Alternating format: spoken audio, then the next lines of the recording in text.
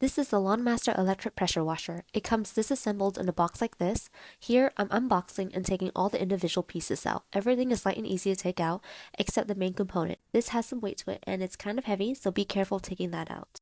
This is what the main component looks like. It has the motor inside, and then this is the power cord, which is 35 feet long.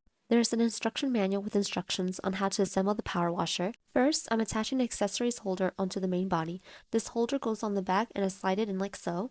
There is a bag of screws. I take out 2 screws to screw the accessories holder in. The screwdriver is not provided. I use my own. Do not over tighten the screws.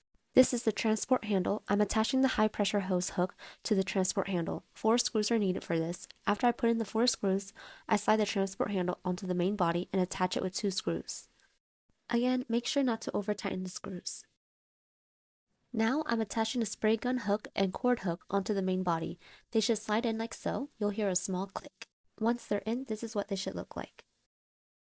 This is the spray gun handle. I'm inserting the spray wand into the gun handle by aligning it, pushing down and twisting clockwise. To take out the spray wand, I push down, twist the other way, and then pull out. There's a lock button on the gun handle to secure the spray wand. Once locked, you're able to twist the spray wand and adjust the angle to your preference. This is the high pressure hose. First, I'm attaching one end to the gun handle. I insert it and it quick connects. When the 2 pieces are joined properly, you cannot separate them unless you push on the release button. Then I insert the other end of the hose into the water outlet on the main body. This also has a release button. This is what it looks like fully assembled and with the attachments on. I love that there are attachments to hold the different pieces. They make it easy to store and not lose pieces. This power washer comes with multiple attachments such as the wheel hub brush kit and fixed brush kit. Now let's test it. I'm plugging in the power cord. I remove this plastic cap from the water inlet and then attach the water inlet connector. Then I attach my hose to the connector. I turn on the power washer and water source. That's it, and it's ready to be used.